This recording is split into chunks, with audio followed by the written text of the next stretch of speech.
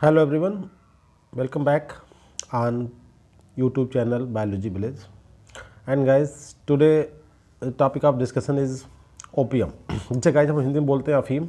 And botanical name is Papaver somniferum. And family belong to this Papaveraceae.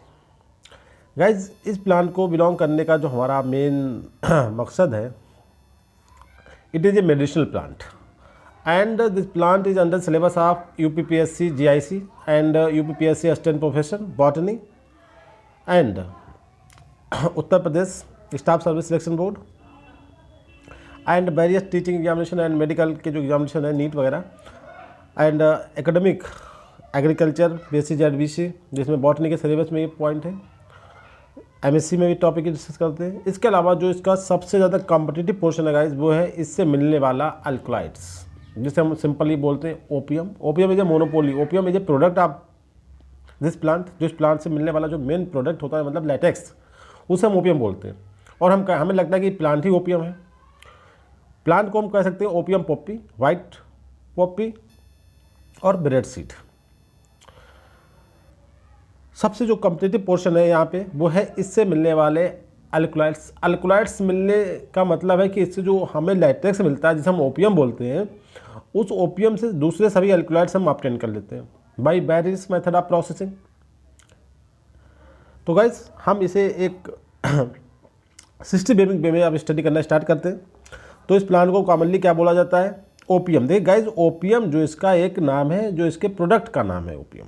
Plant का नाम अगर हम कहें तो ओपियम पॉपी, वाइट पॉपी या bread seed. Botanical name Papaver सोमनिफेरम होता है जो कि फैमिली पैपावरेसी को बिलोंग करता है, इसलिए इस फैमिली को हम पॉपी फैमिली बोलते हैं. अब आता है यहीं से थोड़ा सा स्टार्ट करते हैं. इसका डिस्क्रिप्शन जो कंपटीशन में आता है कि जो फैमिली है पैपावरेसी, इस पैपावरेसी फैमिली की जो क्लोजनेस है दूसरी किस फैमिली से हो सकती है? तो गाइज वो है रेनिकुलेसी और निम्फेसी.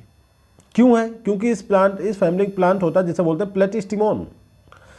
प्लेटिस्टिमोन के जो फ्लावर्स होते हैं उनकी जो एक्सटर्नल फीचर मतलब मार्फोलॉजी जो होती है वो look like the flowers of Ranunculaceae के प्लांट्स और फ्लावर्स ऑफ निम्फेसी फैमिली के प्लांट्स के फ्लावर के सिमिलरिटी शो करती है.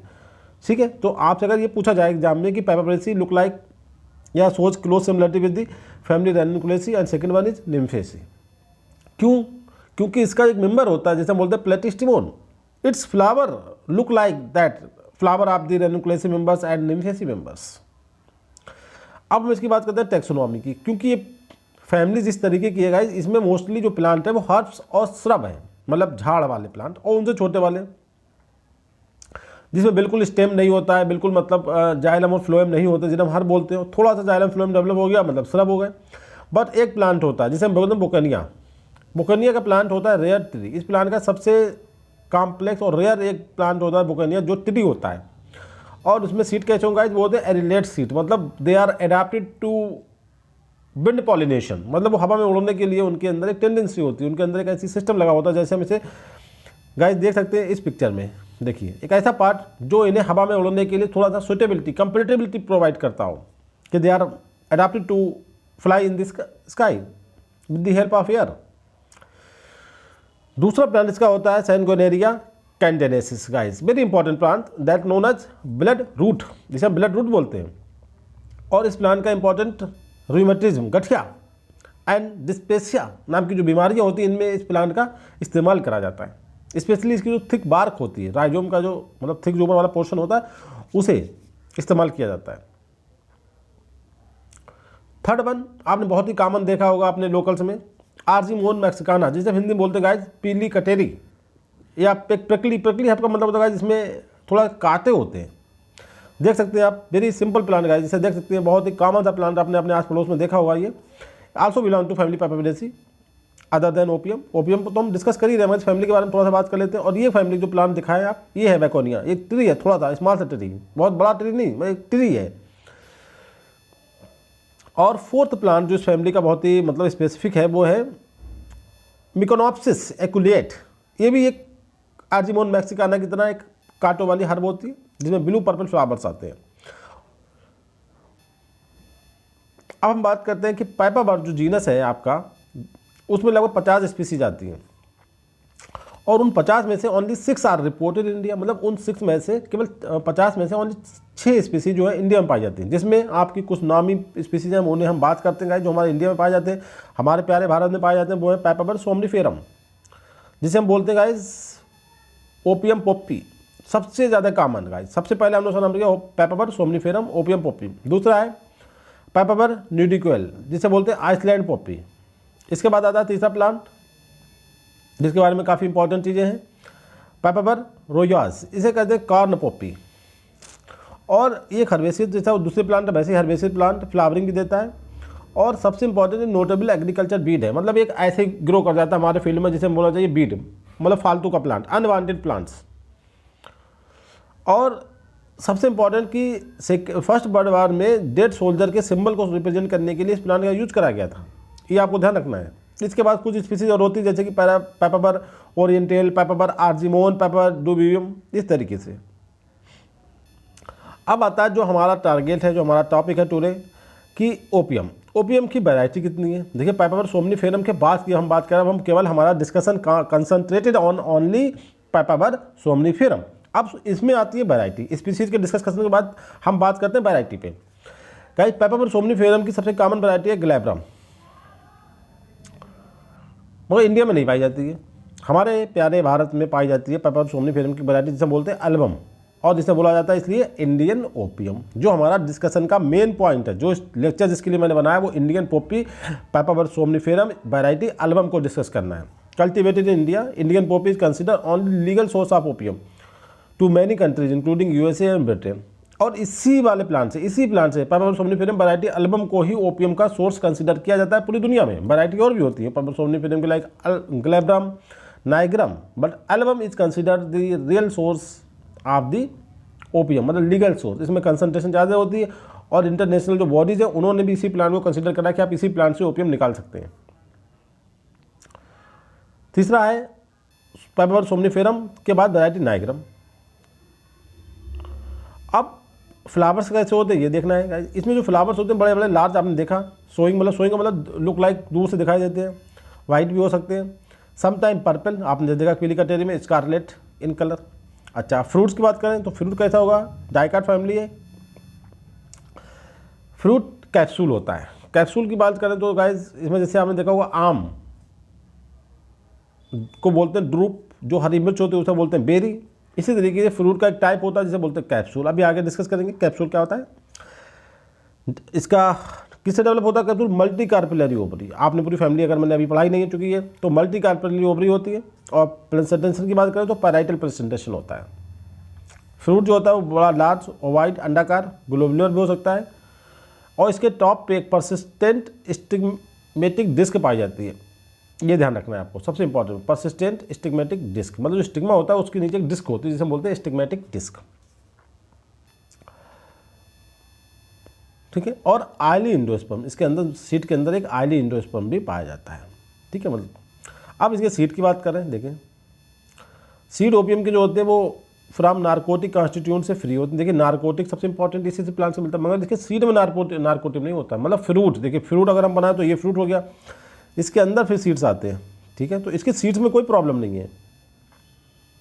अगर पार्टिकुलर सीड की बात करो, सीड में नारकोटिक कॉन्स्टिट्यूएंट बिल्कुल नहीं है, seeds are free from the narcotic constituent, ठीक है। तो इसलिए हम इनके जो सीड्स होते हैं उन्हें हम कैसे यूज कर सकते हैं, फूड मटेरियल के फॉर्म। बड़ी इंपॉर्टेंट बात है गाइस, देखिए पूरा फ्रूट जो है इसका वो पूरा नारकोटिक्स है, मगर इसके जो सीड अंदर आते हैं उनमें नारकोटिक कॉन्स्टिट्यूएंट बिल्कुल नहीं है। So they are use to in the form of food in various places.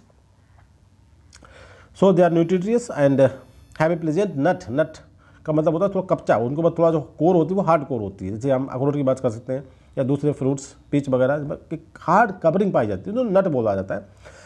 उसके बाद फ्लेवर भी होते हैं and often added to cakes, कभी कभी केक जो बनाया जाता है उसमें इन्हें ऐड भी कर दिया जाता है, ब्रेड के ऊपर भी।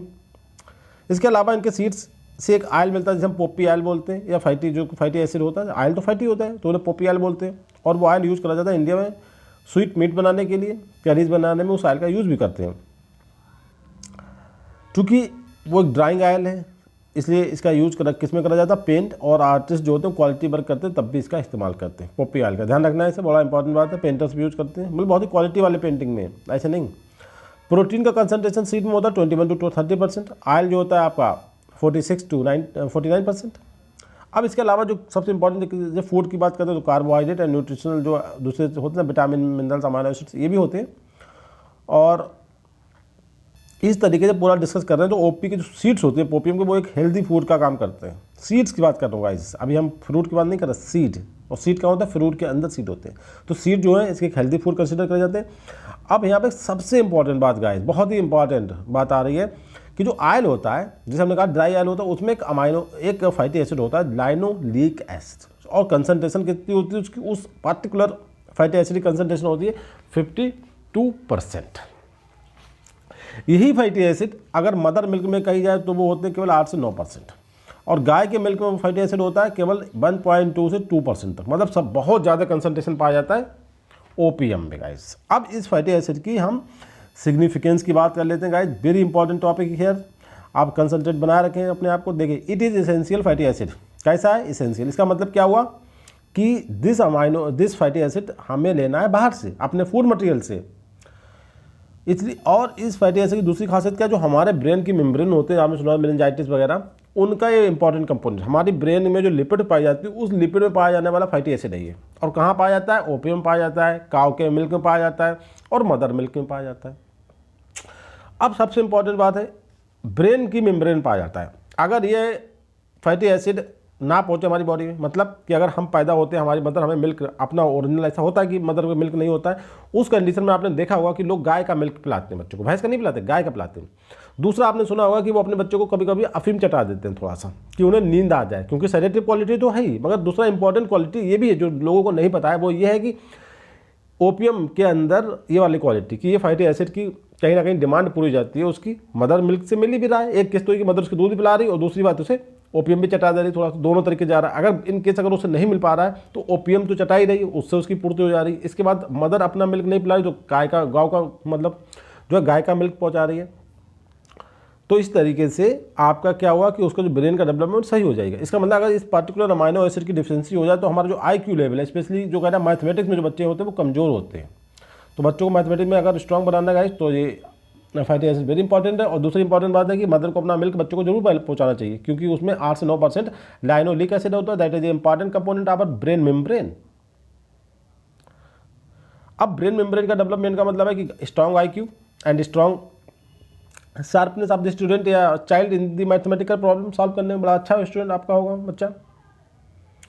अब इसके बाद आती है कि किस तरीके की सॉइल में ये प्लांट ग्रो करता है। तो ये सभी टाइप की सॉइल में ग्रो कर सकता है, बट सबसे अच्छी अगर हम बात करें तो वेल ड्रेन्ड सैंडी सॉइल, रेतैली वाली जो भूमि होती है गाइस, वो इसके लिए थोड़ा इंपॉर्टेंट है।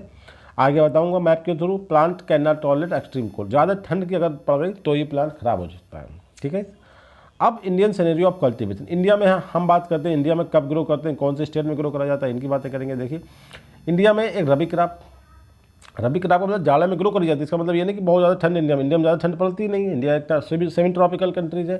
तो इंडिया में एक रबी मतलब विंटर क्रॉप है, और सोन अक्टूबर टू नवंबर, जैसे चना गेहूँ बोया जाता है उसी टाइम इसे भी बोया जाता है, और हार्वेस्टिंग कर लेते हैं गाइस हम इसे मार्च अप्रैल में। उसके बाद आता है एग्रोनॉमिक प्रैक्टिस। इसे बोने से पहले हमें फील्ड की क्या तैयारी करना चाहिए। देखिए, टेम्परेट क्लाइमेट में ग्रो करता है, क्योंकि ठंड पसंद है, इसमें ज़्यादा ठंड में खराब हो जाता है। Temperate climate is natural requirement of the opium, but it can be grown with success under sub tropical climate in winter season. झाड़ों में भी थोड़ी सी धूप चाहिए होती है। As there is a favourable effect on yield by cold weather, इसलिए मतलब कोल्ड वेदर जो होती है कहीं ना कहीं इसकी यील्ड पे एक अच्छा इंपैक्ट रखती है। कोल्ड का कम होना और ज़्यादा होना इसे इसकी जो यील्ड है, जो प्रोडक्टिविटी है, उसे अफेक्ट करेंगे। एक्सट्रीम कोल्ड जो कंडीशन होती है, जैसे कि बहुत ज़्यादा पाला पड़ने लगा तो प्लांट अफेक्ट होगा, उसकी यील्ड जो है डिक्रीज हो जाएगी। इसके बाद जो बेस्ट कंडीशन ओपीएम की वो है कि कूल वेदर हो but bridging without freezing temperature. मतलब कूल वेदर तो रिक्वायर्ड है, बट ऐसा ना हो कि फ्रीज ना करने वाली कंडीशन हो, तब अच्छी हमें मतलब प्रोडक्टिविटी मिलेगी। दूसरी बात, क्लाउडीनेस एंड सफिशिएंट सनशाइन भी होना चाहिए, बादल भी छाए रहे और थोड़ी सी धूप भी चाहिए। ठीक है, एक्सट्रीम वेदर खतरनाक है। अच्छा, फ्रूट ऑफ पॉपी की बात करें तो वो तो डिस्कस कर चुके हैं। अब हम सीड की बात कर चुके हैं, फ्रूट की बात कर रहे हैं।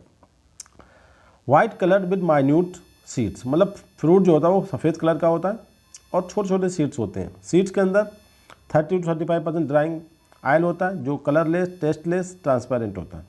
उसका यूज कहाँ करते हैं, पेंट इंडस्ट्री में। ऑलरेडी हम आपको बता चुके हैं।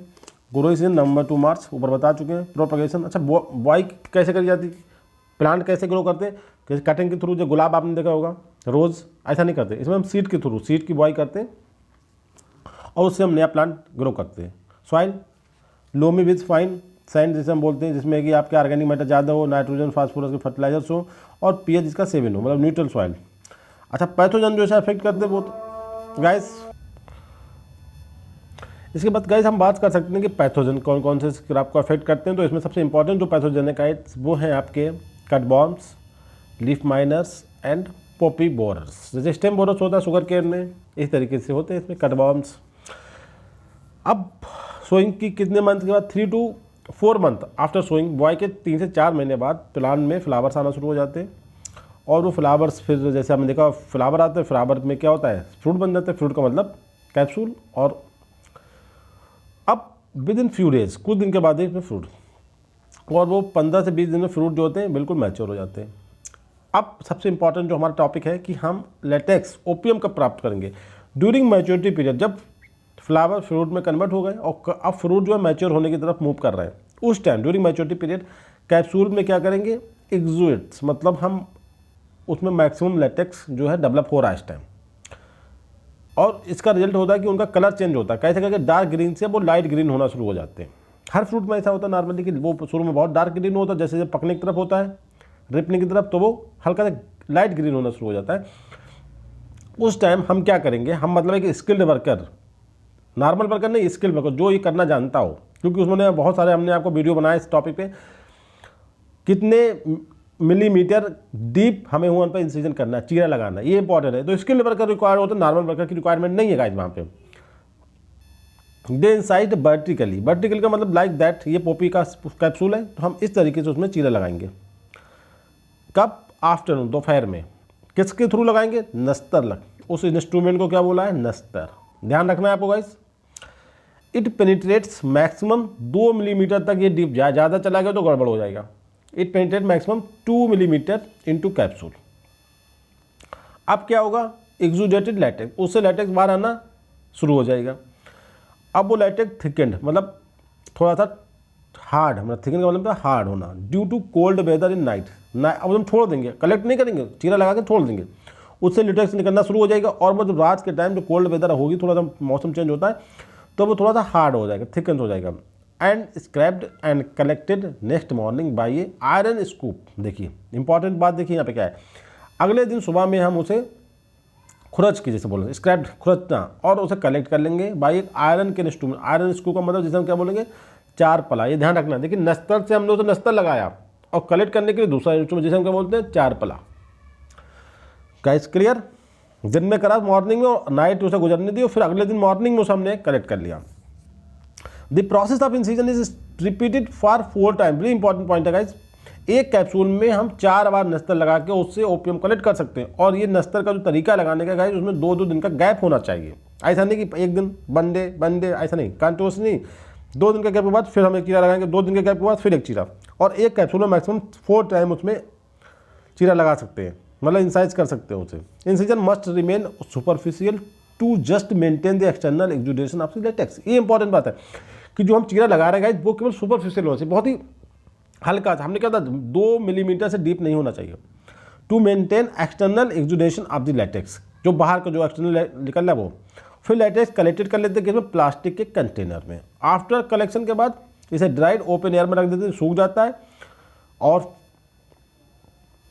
इसके बाद क्या करेंगे, देखिए अब एक आइडिया कि पर हेक्टर में यील्ड कितनी होती है, 25 to 26 किलोग्राम पर हेक्टर की इसकी यील्ड होती है। और सीड की कितनी यील्ड होती है, 4 से 5 क्विंटल सीड निकल आता है 1 हेक्टेयर में। और ओपियम कितना निकलता है लेटेक्स गैस, वो निकलता है 25 to 26 kilogram only. Collected opium को आप क्या करेंगे, अपने घर पर नहीं रखना फार्मर्स को, क्योंकि ये गवर्नमेंटली क्रॉप, इसे हमने आपको पहले MCQ बनाया तो उसमें इसे हम बोलते हैं गुलामी की खेती गाइस, गुलामी की खेती, मतलब हम इसे घर पे नहीं रख सकते। इसे हम क्या करेंगे, हमने कलेक्ट कर लिया, क्योंकि ये जो क्रॉपिंग होती है परमिट पे होती है, और परमिट के बाद कितना हमें परमिट मिला था, कितने एरिया में ग्रो करना था, उसी के रिस्पेक्ट में उतना अमाउंट हमें जो इनके डिस्ट्रिक्ट ओपियम ऑफिसर होता है उसे हमें पहुँचाना मस्ट है। अदरवाइज हमारा लाइसेंस और हमारे ऊपर एक पेनाल्टी लग जाएगी। तो ओपियम फैक्ट्री कहाँ पे, यूपी की हम बात कर रहे हैं, हम उत्तर प्रदेश में रहते हैं तो हम गाजीपुर, और दूसरा मध्य प्रदेश में एक नीमक नाम की जगह है, NEMMUCH, वहाँ पे मध्य प्रदेश में इसे पहुँचाना पड़ता है, मतलब इनकी फैक्ट्री है। तो फैक्ट्री में तो हम लेके नहीं जाएंगे, हम डिस्ट्रिक्ट ओपीएम ऑफिसर को पहुंचाएंगे और फिर वो डिस्ट्रिक्ट ओपीएम ऑफिसर जो है वो 2 रेगुलेटरी बॉडीज जो आगे आएंगी इस सेक्शन में, एनसीबी और सीएनबी, उनका काम है ये कि हमने तो केवल डिस्ट्रिक्ट ओपीएम ऑफिसर को पहुंचा दिया, फिर वो अगले ओपीएम फैक्ट्री में कैसे पहुंचाएंगे उनका काम है। और जब फार्मर से डिस्ट्रिक्ट ओपीएम ऑफिसर के पास लेके जाता है तो उसे अपनी टोटल अमाउंट का 90% का पेमेंट भी हो जाता है। अब कुछ ओपीएम का टाइप देख लेते हैं गाइस। तो देखिए इंडियन ओपीएम को हम क्या बोलते हैं गाइस, जो क्यूबिकल होता है और कलर में डार्क ब्राउन और इंटरनली होमोजीनस। पर्सियन ओपीएम को ब्रिक शेप्ड होता है और हाइग्रोस्कोपिक नेचर ध्यान रखना गाइस, और granular and smooth. Natural Turkish opium, natural Turkish और यूरोपियन ओपीएम को कोनिकल राउंडेड होता है। मैनिपुलेटेड टर्किश ओपीएम कैसा होता है, वो ओवल होता है और चॉकलेट टाइप का ब्राउन होता है। मैनिपुलेटेड यूरोपियन जो ये ओपीएम होता है वो इलांगेटेड विद राउंडेड एंड, उसके एंड राउंड होंगे, बाइसेप का मैटेड मास होगा। ठीक है, ये 6 या 5 टाइप का आपने ओपीएम का टाइप देख लिया। इंडियन ओपीएम जो कि क्यूबिकल होता है अपना वाला, ठीक है। दूसरे पर्सियन ओपीएम वो ब्रिक शेप्ड होता है। नेचुरल टर्किश कोनिकल होता है और मैनिपुलेटेड टर्किश कैसा हो जाएगा, ओवल हो जाएगा कोनिकल से, और मैनिपुलेटेड यूरोपियन कैसा हो जाएगा इस, वो हो जाएगा इलांगेटेड।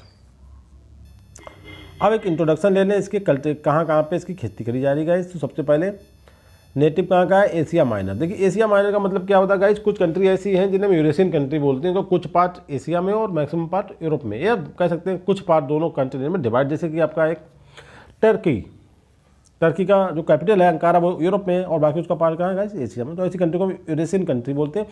और एशिया माइनर का कॉन्सेप्ट भी यही है, एशिया माइनर में एशिया में इनका थोड़ा सा पार्ट मतलब टर्की, ध्यान रखना। इनका नेटिव है, नेटिव का मतलब जहाँ पे इनकी ओरिजिन हुई है, where it grow and escape, इसके मतलब कहीं से पलायन होकर आए थे। It was first cultivated in Mediterranean region. Earliest region record ये बता रहे हैं कि हिस्टोरियन जो हिस्टोरिया प्लांटम जो आपने सुना होगा गाइस, एक बुक है टेक्सोनॉमी की, उसमें जो 320 पूर्व की है, और एक डी मैटेरिया मेडिका जो 78 एडी की है, इसमें इसका रिकॉर्ड मिलता है कि ओपीएम नाम की कोई क्रॉप पहले भी ग्रो करी, मतलब बहुत ओल्ड क्रॉप है गाइस ये। 2 किताब का आप रेफरेंस दें बुक का। बीइंग ए चूँकि पोटेंट नार्कोटिक ड्रग है तो it's cultivation is control under the narcotic drug and psychotropic substances act है इंडिया में, उसके थ्रू जिस हम आगे बताया NDPS 1985 का एक्ट है, उसके अंतर्गत ये क्रॉप फार्मर्स ग्रो करते हैं। It's under government control but it is restricted to Madhya Pradesh, Punjab, Rajasthan and UP. देखिए गाइस, गवर्नमेंट तो कंट्रोल कर दी है, मगर इंडिया के कितने स्टेट्स हैं, उन सभी स्टेट में नहीं, केवल 4 स्टेट जो कि राजस्थान, उत्तर प्रदेश, पंजाब और मध्य प्रदेश में इसका अलाउ है खेती करना, इसकी कल्टीवेशन करना। लार्जेस्ट प्रोड्यूसर की बात करें तो इंडिया है, टर्की है, यूएसएसआर है, मतलब रसिया विश्वास तो नहीं रहेगा रसिया। और लार्जेस्ट एक्सपोर्टर की बात करें कि सबसे ज़्यादा कौन एक्सपोर्ट करता है, वो भी इंडिया करती है गाइस। और इंडियन स्टेट की बात करें तो आपको बता ही चुका 4 स्टेट हैं, MP, यूपी और राजस्थान। तो इसका मतलब इन चारों में अगर हम ग्रेडिंग करें तो MP सबसे बड़ा है, चूँकि तो MP में ग्रो इसका होता है खेती ज़्यादा, फिर सेकंड यूपी और थर्ड वन राजस्थान। देखिए मैप के थ्रू में भाई बताने की कोशिश करिए जो इसके पॉइंट्स हैं। अब आता है हार्वेस्टिंग अप्रोच गाइस, इसे हार्वेस्ट कैसे करेंगे, मतलब ओपीएम हम कैसे कलेक्ट करेंगे। देखिए एक तरीका तो भाई है जो कि हम उसके लैटेक्स से बाकी दूसरे एल्कलॉइड्स को ऑब्टेन कर लेंगे, एक तरीका है। दूसरा तरीका ये जो गवर्नमेंट भी करेगी आप इस तरीके से निकालो। देखिए लैटेक्स निकलता है ओपीएम से, ओपीएम मतलब ओपीएम जो है लैटेक्स को कहते हैं, और वो निकलता है फ्रूट से। तो फ्रूट क्या है, प्लांट का एक पार्ट है। अगर चूंकि पूरा प्लांट में ही उसकी सब्सटेंस है तो गवर्नमेंट ये चाहती है कि आप पूरे प्लांट को प्रोसेसिंग करो तो ज़्यादा कंटेंट मिल जाएगा आपको। तो उस मेथड को बोलते हैं CPS, इसका मतलब होता है कंसंट्रेट अपोप्टिस्ट्रा प्रोसेस। इस मेथड में क्या होता है, where entire plant is processed with is stock to extract drug, मतलब उसके ब्रांच, उसका रूट, सबको मतलब उनसे हम जो अल्कलॉइड्स में प्रेजेंट है वो निकाल लो। जबकि नॉर्मली जो ट्रेडिशनल कल्चर है वो कैसे होती है, हम लैटेक्स निकाल लेते हैं और लैटेक्स से उसके दूसरे अल्कलॉइड जो मार्फिन, नार्कोटिन, ये सब हम कलेक्ट कर लेते हैं। ठीक है, अब most important part of this lecture guys, alkaloid content. तो पहले तो हम अल्कलॉइड की टाइप पढ़ेंगे। 2 टाइप के इसमें अल्कलॉइड्स होते हैं गाइस। सबसे पहले होते हैं आइसोक्विनोलाइन टाइप के अल्कलॉइड्स होते हैं, आइसोक्विनोलाइन अल्कलॉइड्स होते हैं। और ये अल्कलॉइड जो होते हैं कहाँ से मिलते हैं guys, it is dried latex obtained by incision from the unripe copy. देखिए अनराइप मतलब पूरा पका हुआ ना हो कैप्सूल, उससे मिलता है latex. It dried and partly dried by heat और स्पॉन्टेनियस इवेपोरेशन, हीट के थ्रू या थोड़ा सा इसे एवेपोरेट कर दें, धूप में रख दें, ठीक है, सनलाइट में। एंड मेंटेन इरेगुलर शेप मास, इसके इरेगुलर शेप के हम टुकड़े बना मेंटेन कर लेते हैं, जिन्हें हम नेचुरल ओपीएम या मोल्ड इनटू, फिर अगर वो तो नेचुरल कहेंगे, और फिर मोल्ड कर सकते हैं इनटू एक स्पेसिफिक यूनिफॉर्म साइज में, शेप में, तो हम कहेंगे मैनिपुलेटेड ओपीएम, कोई दिक्कत नहीं है। इसके बाद आता है latex content mainly alkaloid drive from the aromatic amino acids. अब जो लैटेक्स हमने कलेक्ट करा, जैसे हम ओपियम बोल रहे हैं, उसमें जो अल्कोलाइड्स होते हैं मोस्टली वो अल्कोलाइड्स होते हैं जो एरोमेटिक अमाइनो एसिड से कलेक्ट कर जाते हैं। Very important question guys. और एरोमेटिक अमाइनो एसिड प्लांट में मतलब नेचुरल 20 अमाइनो एसिड्स में 3 अमाइनो एसिड्स हैं जो एरोमेटिक्स हैं। इसमें 2 की यहाँ बात करें, फिनाइल एनालिन और टायरोडीन। ठीक है, टोटल 3 अमाइनो एसिड जो है वो एरोमेटिक है और 2 सल्फर कंटेनिंग अमाइनो एसिड्स होते हैं, सिस्टाइन और मेथायोनिन। इसमें बात करी गई 2 अमाइनो एसिड से ड्राइव्ड होते हैं अल्कोलाइड्स। वो कहाँ पाए जाते हैं गाइस? लैटेक्स में, फिनाइल एनालाइन और टायरोसिन से मिलने वाले। अब जो ये अल्कोलाइड्स हैं इन्हें 2 पार्ट में डिवाइड करा गया है। जो आपके आइसो क्विनोलोन अल्कोलाइड्स हैं वो 2 टाइप के हो गए। कौन कौन से गाइस हो गए वो? एक तो हो गए बेंजाइल आइसोक्विनोलाइन और दूसरा हो गए फिनेंथ्रीन। अब आपको ये क्लियर करना है कि टोटल अल्कोलाइड में से फिनेंथ्रीन वाले अल्कोलाइड्स हैं सबसे इंपॉर्टेंट मॉर्फिन, कोडीन एंड थीबेन। देखिए सबसे इंपॉर्टेंट मॉर्फिन होता है, कोडीन और थीबेन ये कहाँ पाए जाते हैं? ये फिनेंथ्रीन टाइप के हैं। और जो बेंजल क्विनोलिन है वो आपके नोस्कापाइन, नार्कोटीन जिन्हें बोलते हैं, एक ही नाम है गाइस ये, और नार्सिन, पैपाबरीन, कोडिनोन, रेटिकुलाइन, ओरिपेबाइन एंड सेंगुरेनिन। ये अल्कोलाइड जो है सेकेंडरी अल्कोलाइड है, ये बेंजल आइसोक्विनोलाइन से ड्राइव्ड होते हैं। और जो फिनेंथ्रीन अल्कोलाइड्स हैं वो इंपॉर्टेंट है, very much important in medicinal point of view से अगर हम बात करें, मॉर्फिन, कोडीन एंड थीबेन। इसके बाद आता है कि ओपियम जो होता है उसके अलावा जो उस लैटेक्स में अल्कोलाइड के अलावा भी तो कुछ होना चाहिए ना, अल्कोलाइड तो होते ही हैं ओपियम में।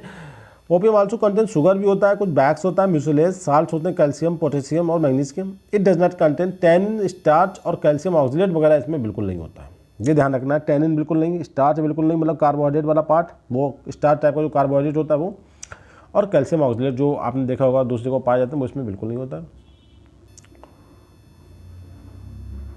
अब हम इन अल्कोलाइड को डिस्कस करते हैं एक एक करके। हमने वहीं पर डिस्क्राइब कर दिया इस पॉइंट को कि 2 टाइप के अल्कोलाइड्स हो गए। अब मॉर्फिन का देखिए, एक तो ये इसका एम्पिरिकल फार्मूला हो गया, दूसरा इसे किसने सबसे पहले 1804 में 1804 में सेंजिन ने इसे आइसोलेट किया था। फिर मैग्नेंडी एंड वैले ने इसे जो था मेडिसिनल वैल्यू के बारे में सबसे पहले इंट्रोड्यूस कराया कि ये मच मेडिसिनल वैल्यू रखता है। उसके बाद गुडलैंड एंड रॉबिन्सन ने इसके स्ट्रक्चर को इलस्ट्रेट किया। और ये monoacidic lab phenolic alkaloid having alcoholic hydride group, जैसे कार्बन 6 पोजीशन पे होता है इसमें, और एक फिनोलिक ग्रुप भी इसमें पाया जाता है। और ये सॉल्युबल जो हाइड्रॉक्साइड होते हैं, जैसे अमोनियम हाइड्रॉक्साइड को छोड़ के बाकी सब में ये बहुत इजीली मतलब सॉल्युबल होता है। और ये less soluble in different solvent like ether, chloroform, alcohol, water में वेरी लेस सॉल्युबल होता है, मतलब ऑर्गेनिक सॉल्वेंट में वेरी लेस सॉल्युबल। और मोस्ट एक्टिव अल्कोलाइड की अगर हम बात करें तो उन सब में ये सबसे ज़्यादा एक्टिव अल्कोलाइड्स है मॉर्फिन, जिसका नाम है मॉर्फिन। इसके बाद हमारे यूरिन से भी मतलब इस तरीके से हम इसे वो कर सकते हैं। और इसकी आइसोलेटेड सबसे पहले इसे सर्नर ने किया था 1806 में, और एक प्रिंसिपल वन है। इसमें से टोटल ओपियम का ये 8 से 13% यही होता है, इसलिए ज़्यादा अमाउंट में पाया जाता है। और जो इसका नाम है गाइस मॉर्फिन, ये गॉड का नाम होता है जो हमें सपने दिखाता है। जैसे बोलते हैं गॉड ऑफ ड्रीम्स के जो गॉड होते हैं उन्हें हम क्या कहते हैं, भगवान को मॉर्फियस, उनके नाम पे ये रखा गया। क्योंकि मॉर्फिन लेने के बाद हमें नींद आती है, उस नींद में हम सपने देखते हैं, क्योंकि morphine because it inducing sleep and dreams. एक तो इससे नींद आती है, सेडेटिव होता है, और उसमें फिर हम सपने देखते हैं। इसके बाद medicinal, it is essentially analgesic, मतलब पेन किलर है, सेडेटिव, नींद भी आती है इससे, नींद लाने में सहायक होता है और दर्द को कम करने में, तो it is important pain killer, reliever है ये। इसके बाद एक सबसे इंपॉर्टेंट चीज़ है, इससे कुछ दूसरी ड्रग्स भी बनाई जाती हैं मॉर्फिन से। क्यों मॉर्फिन सबसे ज़्यादा इंपॉर्टेंट है, तो जैसे आपने सुना होगा पेथिडीन, डायनिन, मेटाफोन, मिथाडोन ग्रुप, ये सभी जो दवाइयाँ हैं ये मॉर्फिन से ड्राइव होती हैं। अब ध्यान रखना है, very important, morphine directly use करा जाता है कफ मेडिसिन में, जो बलगम वगैरह आता है, स्पेशली जो रेस्पिरेटरी डिजीज़ होती हैं। इसके बाद मिक्स करने के बाद ये डायरिया और वोमिटिंग में भी काम आता है, ब्लड प्रेशर को रिड्यूस करने में और ब्लीडिंग को रोकने में भी ये हेल्पफुल है। इसके बाद सेकंड देखिए, हीरोइन क्या चीज़ है। हीरोइन कोई चीज़ नहीं है, हीरोइन कोई सेकेंडरी, हीरोइन डायरेक्टली आपने नहीं होता। हीरोइन एक आर्टिफिशियल प्रोडक्ट, हम कह सकते हैं मॉर्फिन का एक डाईएस्टाइल डेरिवेटिव्स है। आप समझ लें बात को, मॉर्फिन ही है हीरोइन, मगर जिसका डाईएस्टाइल डेरिवेटिव्स है। अब क्यों बनाया गया भाई, ये उसके कंपेयर में ज़्यादा पावरफुल एनाल्जेसिक है, पेन किलर। कोई चीज़ अगर मॉर्फिन से दर्द जितना तेज़ी से कम हो रहा है, जितने कम टाइम में, उससे कहीं कम टाइम में हीरोइन एक्टिव कर देगा आपको, उससे कम टाइम में हीरोइन एक्टिव, मतलब more powerful than morphine and codeine, दूसरे से भी कंपेयर कर सकते हैं। अगर आपसे कहे कि कौन हीरोइन, मॉर्फिन और कोडीन में कौन ज़्यादा है पावरफुल एनाल्जेसिक है, तो गाइस हीरोइन। माना कि वो मॉर्फिन से ड्राइव होता है, बट अब उसका एक सेपरेट एग्जिस्टेंस है मार्केट में, हीरोइन, मॉर्फिन, कोडीन। तो सबसे ज़्यादा सबसे ज़्यादा हीरोइन, फिर मॉर्फिन, फिर कोडीन। अच्छा, दूसरा इंपॉर्टेंट वन है, देखिए हीरोइन हमने पढ़ाने का मतलब हीरोइन मॉर्फिन का ही डेरिवेटिव था। Second one codeine.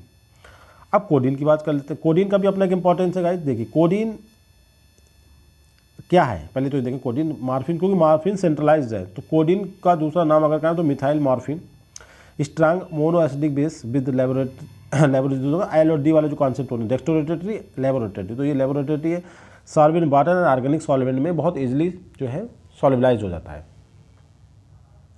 इसके बाद it is similar to morphine but slightly milder in action as analgesic, मतलब मॉर्फिन से सिमिलरिटी शो करता है, क्योंकि मिथाइल मॉर्फिन को ही हम कोडीन बोलते हैं, बट मॉर्फिन के कंपेयर में ये जो दर्द निवारक अगर हिंदी में बोल रहे हैं, पेन किलर की जो क्वालिटी है थोड़ा हल्की होती है इसमें। सबसे ज़्यादा किसमें, हीरोइन में, फिर मॉर्फिन में, फिर कोडीन, वही बात लिखा है यहाँ पे। It is use in whooping cough, जो खांसी दर्द, सांस फूलने वाली जो खांसी, उसमें इसका इस्तेमाल किया जाता है। किस फार्म में लिखा हुआ था, हमारे जो हमारे वो होते हैं ऑइंटमेंट्स या जो भी हमारे ड्रग सिरप होते हैं, codeine sulphate and codeine phosphate के फार्म में गाइस। यहाँ पे हमने जो सीरीज बनाई है कि इंक्रीजिंग आर्डर ऑफ एनालिसिक एक्टिविटी, देखिए कोडीन का किससे कम है, मॉर्फिन की, और मॉर्फिन का है हीरोइन, मतलब सबसे ज़्यादा हीरोइन का है एक्शन, उसके बाद मॉर्फिन का, उसके बाद कोडीन का। Codeine resemble with morphine quality में सिमिलर होता है, किससे, मॉर्फिन से, but slightly milder in action, वही बात ऊपर जो बताई, as an analgesic. It is use in whooping cough medicine as codeine sulphate and codeine phosphate, भाई ऊपर बात जो रिपीट करी गई वही है। तीसरा alkaloid important papaverine, it is a weak monoacidic base and optically inactive, ये इंपॉर्टेंट है, ये ऑप्टिकली इनएक्टिव है। It is slightly soluble in organic solvent but is insolvent water, ये वाटर में नहीं घुलेगा, बाकी ऑर्गेनिक सॉल्वेंट में डिजॉल्व हो जाएगा, और ऑप्टिकली इनएक्टिव, ये बात ध्यान रखें, ऑप्टिकली इनएक्टिव है। इसके बाद आता है नार्कोटीन या नॉस्कापाइन। नार्कोटीन और नॉस्कापाइन के बारे में इंपॉर्टेंट क्या है, ये भी वीक मोनोएसिडिक बेस है और लेबोरेटरी है, वाइल जबकि साल्ट जो इनके होते हैं, इसका अगर हम साल्ट बना लें तो वो डेक्स्ट्रोरेटरी हो जाता है। It is important, it is soluble in Aston, benzene, chloroform but insoluble in water, alcohol and ether. इसके बारे में इंपॉर्टेंट ध्यान रखना है, ये यूनिवर्सलाइज नहीं है कि सभी ऑर्गेनिक सॉल्वेंट में डिजॉल्व हो जाए, ऐसा नहीं है, ये कुछ नाम ही, एस्टोन में डिजॉल्व हो जाता है, बेंजीन में डिजॉल्व होता है, क्लोरोफॉर्म में डिजॉल्व हो जाता है, तीनों ये organic solvent, but alcohol and ether भी ऑर्गेनिक सॉल्वेंट है, इनमें डिजॉल्व नहीं होता, इंक्लूडिंग वाटर में भी डिजॉल्व नहीं होता ये, तो आपको ध्यान रखना है बहुत ज़्यादा यहाँ पे। नार्कोटीन या नास्कोपाइन जो होते हैं, ये एंटी कैंसर भी होता है गाइस, ये स्टोन और बेंजीन और क्लोरोफॉर्म में घुल जाता है, मगर वाटर, अल्कोहल और ईथर में डिजॉल्व नहीं होता है।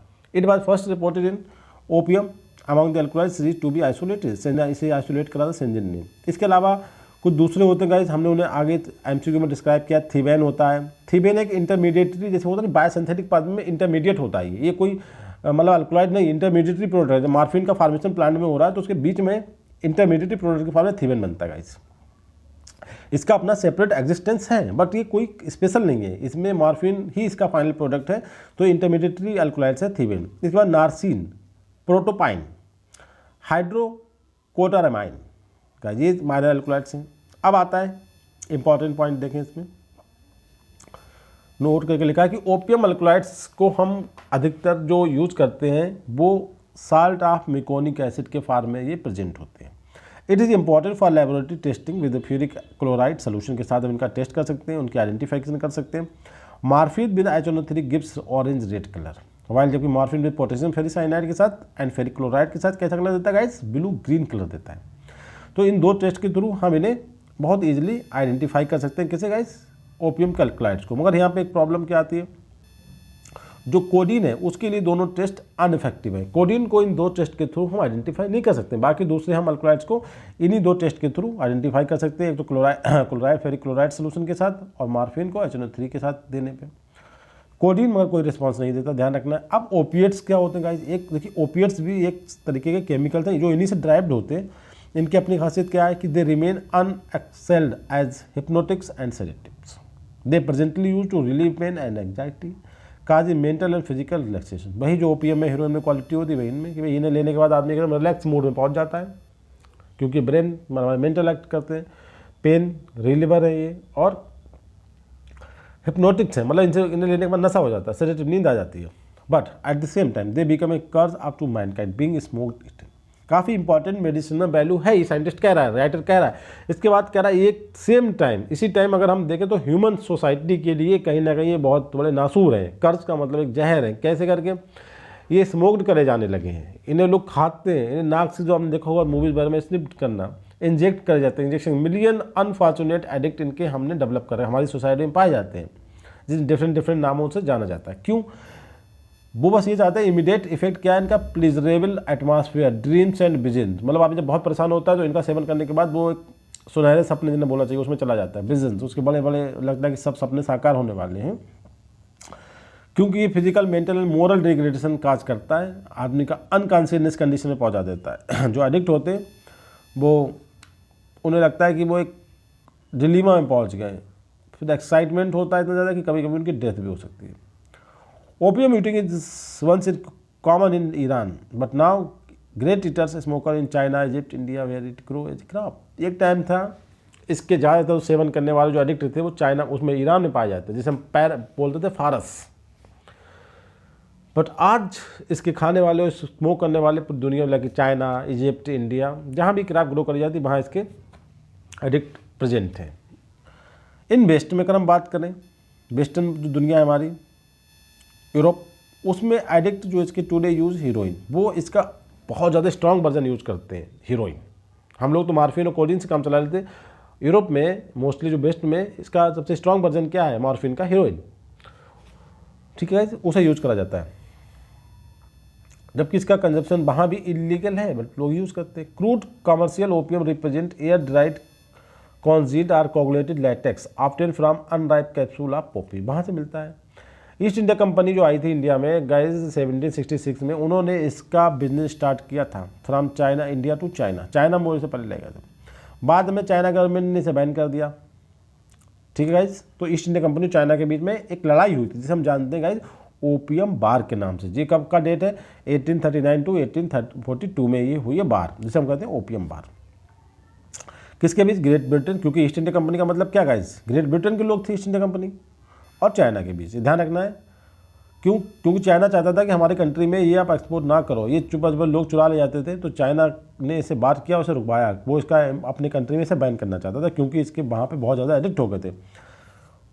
इसके अलावा एक इंपॉर्टेंट एस्पेक्ट और भी है इसका, देखिएगा, ये एक आर्नामेंटल खूबसूरत प्लांट लगता है, तो इसे हम आर्नामेंटली भी ग्रो करते हैं, ये भी इंपॉर्टेंट है। अब आता था इसकी प्रोसेसिंग कैसे करते हैं। तो इसमें जो लैटेक्स जिसे हम रेजिन बोलते हैं केमिकली, वो हमें कैसे निकलता है, केयरफुल्ली हम इसमें इंसाइज करते हैं, उससे हमें मिलता है ये कैसे, मैच्योरिंग कैप्सूल। जो कैप्सूल जब मैच्योर होने की तरफ मूव कर रहा है उस टाइम ये निकलता है, from bottom to upward with the help of specially design tool, जिसे हम क्या बोला गाइस, नस्तर। लेंसिंग एक दूसरा नाम है जिसे हम बोलते हैं इंसिजन, जो हम चीरा लगाते हैं उसी को लेंसिंग कहा जाता है गाइस। देखिए, lancing, during the lancing deeper cuts are avoid, उस समय डीपर कट से हम बचना चाहिए, क्योंकि डीपर कट अगर हम लगा रहे हैं तो जो ओपियम ऑब्टेन हो रहा है वो अच्छी क्वालिटी का नहीं होगा। So as to prevent the flow of milky latex among the seeds. The operation is carried out in the late hours, late hour मतलब शाम के टाइम, और बिफोर सनसेट, सुबह के टाइम कर लो तो सूरज नहीं निकलना चाहिए, जे स्पेशली और लेंसिंग इस टाइम होती है, देखना, late hours of the evening और बिफोर सनसेट, ये ध्यान रखना है लेंसिंग का टाइम क्या है। एक्सुडेट मतलब जो लैटेक्स निकल रहा है वो कलेक्ट कर लेते हैं कहाँ पे, सरफेस ऑफ कैप्सूल, फ्रूट की सरफेस पे इकट्ठा हो जाता है, और हम उसे छोड़ देते हैं, अलाउ टू रिमेन ओवरनाइट, रात भर में छोड़ देते हैं। फिर क्वालिटी लैटेक्स सुबह में हम उसे स्क्रैप्ड ऑफ बिफोर, हम ऑलरेडी से बता चुके हैं अपने लेक्चर में। Thick latex is stored in perforated metallic या फिर अर्थन पॉट्स या प्लास्टिक के बर्तनों में।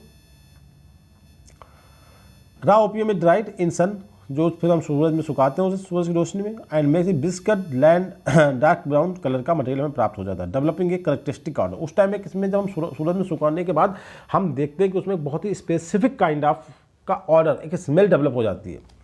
This thick mass is kneeled by hand into ball, उसे हम हाथों के थ्रू अपने छोटे छोटे गोले बना लेते हैं उसके, केक्स, ओपियम ब्रिक्स, या कभी कभी हम उसे काली मिर्च, रूमिक्स का मतलब होता है काली मिर्च के साथ उसे हम उसे मिक्स कर लेते हैं, जिससे कि वो थोड़ा जल्दी मतलब ड्राई ना हो, स्लो ड्राइंग करने के लिए। अब कंपोजिशन में बात करें तो इसमें अल्कोलाइड का मतलब कहीं पर 35 का बहुत जिक्र है बुक्स में, कहीं पर 35 या 50। तो इसके अलावा अल्कोलाइड के अलावा गम भी होता है, रबर होती है, रेजिन होता है, आयल्स होता है, मॉइस्चर होती है, पिगमेंट होते हैं, और मीजोकोनिक एसिड होता है। ये इंपॉर्टेंट एसिड है, इसी के साल के फार्म में प्रेजेंट होता है। अब यहाँ पे हम बात करने जा रहे हैं कि chemical used in the extraction of alkaloid of opium on industrial level. जब हम उस ओपियम से अल्कलॉइड्स निकालते हैं, दूसरे अल्कोहल कोडीन, पैपापेरेन, रेटिकुलेन, तो हमें कौन कौन से केमिकल का यूज़ करना पड़ता है उनकी लिस्ट देखिए।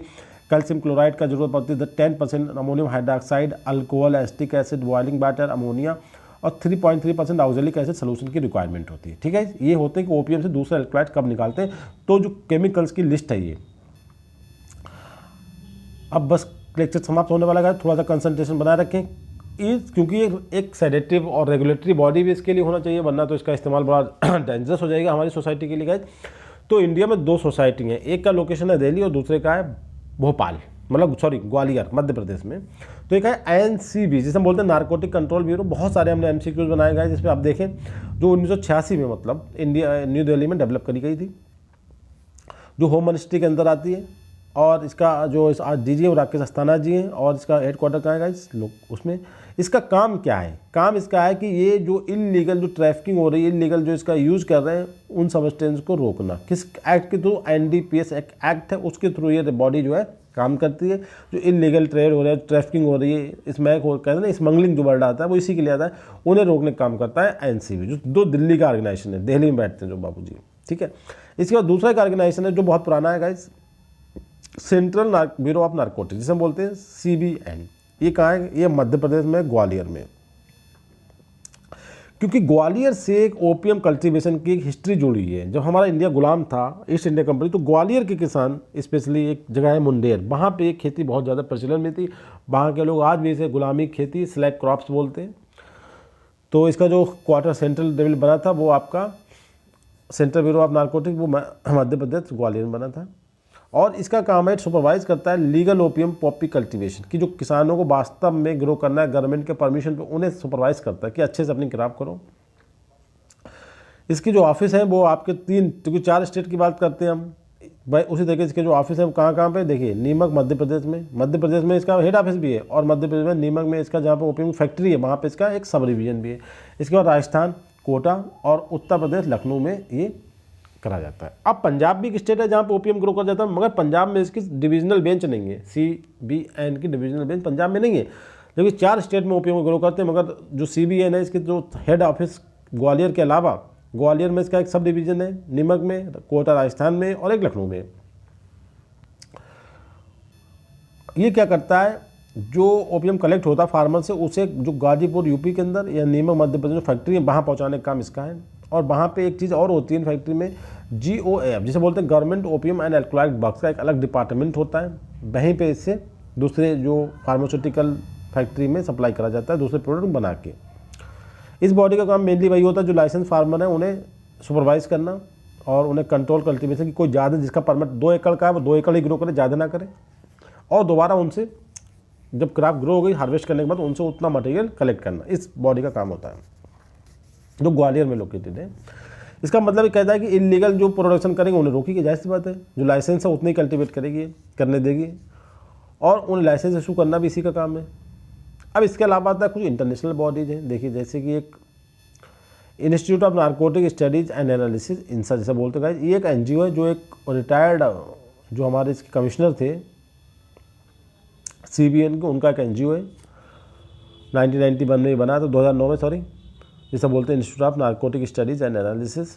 और दूसरा एक है United nation office on drug and crime, जिसे बोलते हैं UNODC, जिसका हेडक्वार्टर काम का है यूरोप ऑस्ट्रेलिया, जहाँ का मिनरल रहने वाला था, उसकी कैपिटल है वियना, वहाँ पे इसका हेडक्वार्टर है। इसके बाद एक एक्ट है गाइस जिसके थ्रू हम काम करते हैं, NDPS act, narcotic drug and psychotropic substances act 1985। ये एक सभी चीज़ों के मादक पदार्थों को कंट्रोल करता है, मगर अल्कोहल इस रूल से बाहर है। आपको मैंने MCQ में बताया था अल्कोहल बाहर है, क्योंकि अल्कोहल बहुत बड़ा रेवेन्यू प्राप्त करता है गवर्नमेंट, स्टेट गवर्नमेंट और सेंट्रल गवर्नमेंट दोनों के लिए। बाकी चीज़ों जैसे कि आपका भांग हुआ, कोकीन हुई, कैनाबिस हुआ, उन सबको ही कंट्रोल करती है, मगर अल्कोहल इससे बाहर है, ये ध्यान रखना है NDPS एक्ट से। ओपीएम की फैक्ट्री कहाँ पर गाइस, आपको बता चुके कई बार, गाजीपुर और नीमक। तो गाइज इस तरीके से आपने देखा कि पूरा आप ओपीएम पे एक आपका थ्रू आउट कंसंट्रेशन बनी, और एक बहुत अच्छा लेक्चर आपने देखा गाइज। लास्टली बस I say to all, please subscribe my YouTube channel biology village. Thank you very much guys.